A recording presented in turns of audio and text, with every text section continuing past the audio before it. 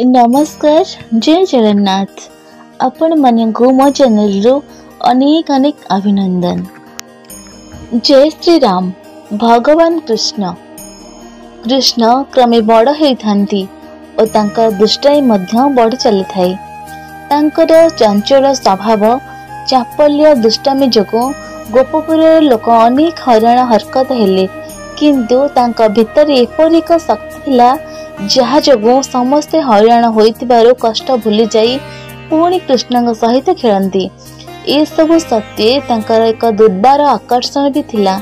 से आकर्षण को एड़ी जीवा भारी कष्टकर थिला। तथापि से कहिला, आगो नंदराणी तुमर गेल्हा कन्हैया आज आम घरे पसी दही दूध लबुणी सब खाई हांडी माठिया भांगी बड़ाई।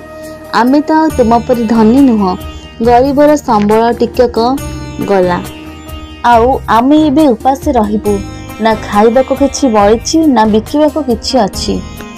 तापरी रमा नामनी अन्य एक गोपी कांदी कांदी आसी कहिला, मागो एते टिके छुआ किपरि एते कथा से करुछि।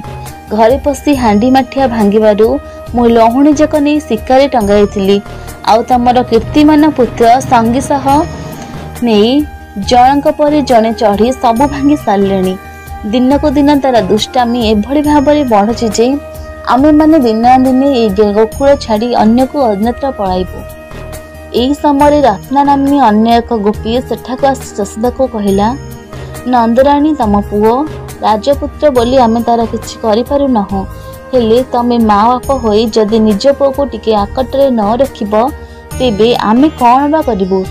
आज आम घरे मु ताला दे जाइथिली, किंतु कृष्ण तार सांग साथी धरी आसी जहाँ सब लहुणी थिला खाई देछि, पुणी सब हांडी भांगी बिलेई मानक खुआई देछि।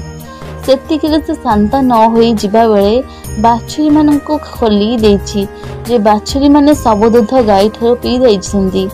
एबे आमे कोन करिबु।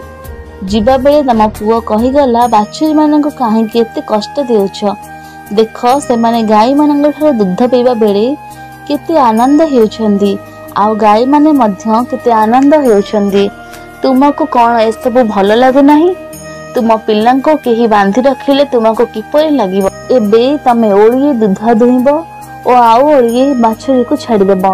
मो कथा न रखिले मो निश्चय लुचि लुचि आसी बाछुरी मानक फिटाई देबी।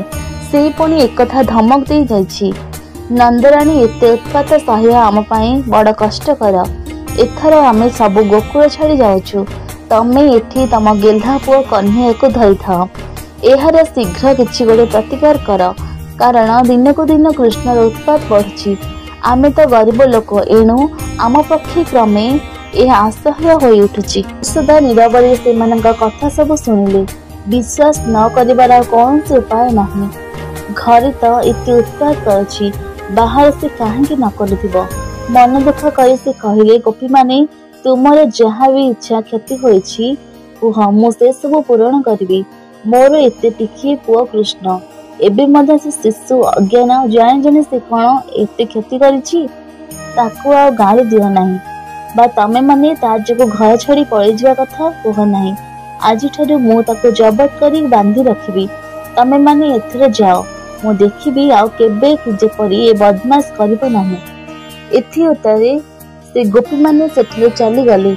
माता जशोदा राग दुख अभिमान में व्यस्त हुई कृष्ण को डाकी कहिले, कान्हा काहे तो कुआडे गलु? एते टिके बोली पिला तोर पुणी एडे बदमाश। आज ही तते मु बुझाई देबी, भला पिला हेबाकू हेले कौन कौन सब दरकार। गोटाए बोली पुओ बदनाम रे मनुष्य को व्यतिव्यस्त करी पकाउछि। कान्हा कुआडे गलु? हे कान्हा। कृष्ण पछपटर दौड़ी आसी माँ को कुंडाई धरी कहले, माँ मु तो सदाबेले तम पाखरे अछि, तमरे मते डाकिबाकू पड़िबो नाही। तमे जहाँ सब कहल मु से सब सुनिछि। मी मो कथा सुनिबो ना सेमानंक कथा सुनिबो? बिचरा बिलेई माने, मांकड़ा माने आउ मोर साथी गोप बालक माने दूध लहुणी खाइबाकू पाउ नाहंती, आउ एमाने घरे हांडी हांडी भरी रखिबे। एबे तमे कुह माँ, मु कौन किछि भूल कली? माँ तमे मते न देखिले एते व्यस्त हेउछ, आउ सेमाने मो बाछुरी मानक कष्ट देउछन्ती, बांधी रखुछन्ती। रड़ी रड़ी तांका तंटी पड़गलानी। एभली परिस्थिति मु फिटाई दे कौन किसी भूल करिछि कि? तमे देखी भाबिल मते जदि किए बांधि रखंदा तेबे मु तुम पाखक आसबाक कांदंती, तुमको केमंत लगंदा। ना ना तू जेमिति कि सेमिति किछि कहना, तते केही भी मो ठारे दूरेई रखिबे, मु मरीजीबी मो पाखक आ। यह कही जशोदा कांदी पकाइले और सब कथा भूली कृष्ण को निज कोल को नेले। कृष्ण किंतु हसुथिले।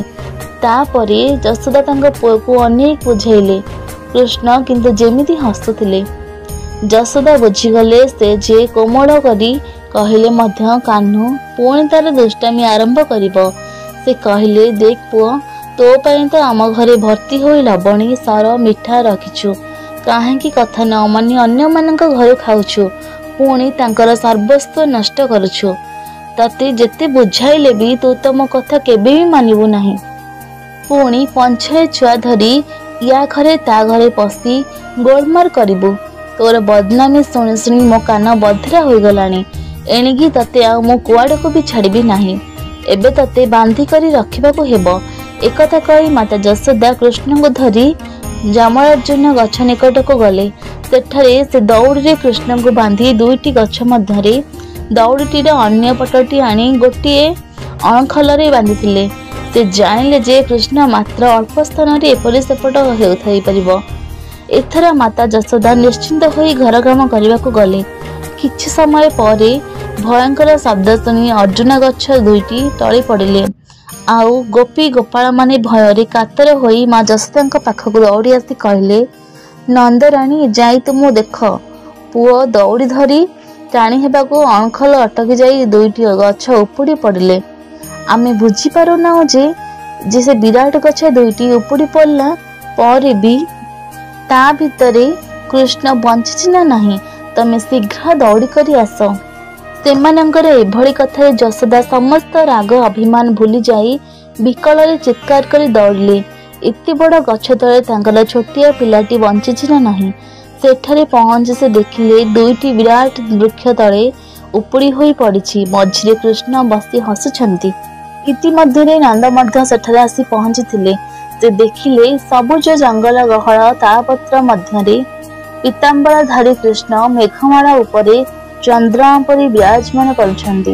विपद कटिगला। नंद कृष्ण को गोल को नहीं अनेक आदर कले।